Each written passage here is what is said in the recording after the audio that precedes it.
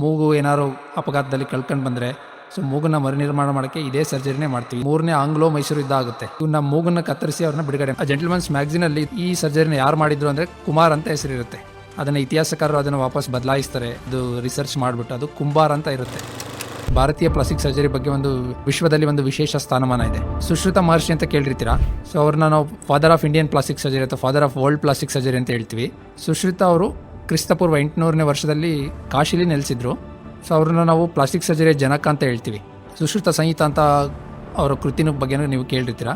So ಇದ್ರ ಇತಿಹಾಸಕ್ಕೆ ಬಂದರೆ ನಾವು 1792ರಲ್ಲಿ 3ನೇ ಆಂಗ್ಲೋ ಮೈಸೂರು ಯುದ್ಧ ಆಗುತ್ತೆ. ಇದರಲ್ಲಿ ಈಸ್ಟ್ ಇಂಡಿಯಾ ಕಂಪನಿ ಮತ್ತು ಟಿಪ್ಪು ಸುಲ್ತಾನ್ ನಡುವೆ ಆಗುವಂಥ ಯುದ್ಧ ಇದು. ಸೊ ಆ ಯುದ್ಧದಲ್ಲಿ ಕೌಸಾಜಿ ಅಂತ ಒಬ್ಬ ಪಾರ್ಸಿ ಬುಲಕ್ ಕಾರ್ ಡ್ರೈವರ್, ಅಂದರೆ ಎತ್ತಿನ ಗಾಡಿ ಓಡಿಸೋನು, ಇವನು ಬ್ರಿಟಿಷ್ ಆರ್ಮಿಲಿ ಇರ್ತಾನೆ.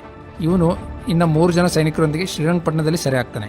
ಇವನ್ನ ಮೂಗನ್ನು ಕತ್ತರಿಸಿ ಅವ್ರನ್ನ ಬಿಡುಗಡೆ ಮಾಡ್ತಾರೆ. ಇಲ್ಲಿಂದ ಬಿಡುಗಡೆ ಆದಮೇಲೆ 1 ವರ್ಷ ಹಾಗೆ ಮೂಗಿಲ್ದೆ ಮೊಂಡ ಮೂಗಿನೊಂದಿಗೆ ಅವನು ವಿಕಾರತೆಯೊಂದಿಗೆ ಓಡಾಡ್ತಾ ಇರ್ತಾನೆ. ಒಬ್ಬ ಬ್ರಿಟಿಷ್ ಅಧಿಕಾರಿ ಚಾರ್ಲ್ಸ್ ಮ್ಯಾಲೆಟ್ ಅಂತ ಅವನು ಇವನು ಮೂಗಿನ ಮೇಲೆ ಇರುವಂಥ ಸಣ್ಣ ಕಲೆನ ನೋಡಿ ಅವನು ವಿಚಾರಿಸ್ತಾನೆ.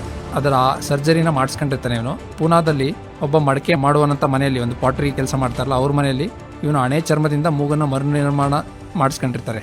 ಸೊ ಇದನ್ನು ವಿಚಾರಿಸಿದಾಗ ಈ ಸಂಗತಿನ ಚಾರ್ಲ್ಸ್ ಮ್ಯಾಲೆಟ್ ಬ್ರಿಟಿಷ್ ಅಧಿಕಾರಿ ಮುಂದೆ ಜೆಂಟಲ್ಮನ್ಸ್ ಮ್ಯಾಗಝೀನ್ ಅಂತ ಒಂದು ಬ್ರಿಟನ್ನಲ್ಲಿ ಪಬ್ಲಿಷ್ ಆಗುತ್ತೆ. ಅದು ಪ್ರಸಿದ್ಧಿ ಪಡೆದಿರುವಂಥ ಒಂದು ಮ್ಯಾಗಝೀನ್. ಇದರಲ್ಲಿ ಅವನು ಇಂಡಿಯನ್ ಮೆಥಡ್ ಆಫ್ ರೈನೋಪ್ಲಾಸ್ಟಿ ಅಂತೇಳಿ ಅದನ್ನ ಪಬ್ಲಿಷ್ ಮಾಡಿರ್ತಾರೆ. ಸೊ ಇದು ಭಾರತೀಯ ರೈನೋಪ್ಲಾಸ್ಟಿ. ಇವಾಗ್ಲೂ ನಾವು ಮೂಗು ಏನಾದ್ರು ಅಪಘಾತದಲ್ಲಿ ಕಳ್ಕೊಂಡು ಬಂದರೆ ಸೊ ಮೂಗನ್ನ ಮರುನಿರ್ಮಾಣ ಮಾಡೋಕ್ಕೆ ಇದೇ ಸರ್ಜರಿನೇ ಮಾಡ್ತೀವಿ. ಇದು ಇವತ್ತಿಗೂ ಕೂಡ ಪ್ರಸ್ತುತ, ಅಂದರೆ ಟೈಮ್ ಟೆಸ್ಟೆಡ್ ಮೆಥಡ್ ಇದು. ಆ ಜೆಂಟಲ್ಮನ್ಸ್ ಮ್ಯಾಗಝೀನಲ್ಲಿ ಈ ಸರ್ಜರಿನ ಯಾರು ಮಾಡಿದ್ರು ಅಂದರೆ ಕುಮಾರ್ ಅಂತ ಹೆಸರಿರುತ್ತೆ. ಅದನ್ನು ಇತಿಹಾಸಕಾರರು ಅದನ್ನು ವಾಪಸ್ ಬದಲಾಯಿಸ್ತಾರೆ. ಅದು ರಿಸರ್ಚ್ ಮಾಡಿಬಿಟ್ಟು ಅದು ಕುಂಬಾರ್ ಅಂತ ಇರುತ್ತೆ. ಅಂದರೆ ಪಾಟ್ರಿ ಕೆಲಸ ಮಾಡ್ತಾರಲ್ಲ ಕುಂಬಾರ್ ಮನೆಯಲ್ಲಿ ಮಾಡಿರೋದು ಅಂತ.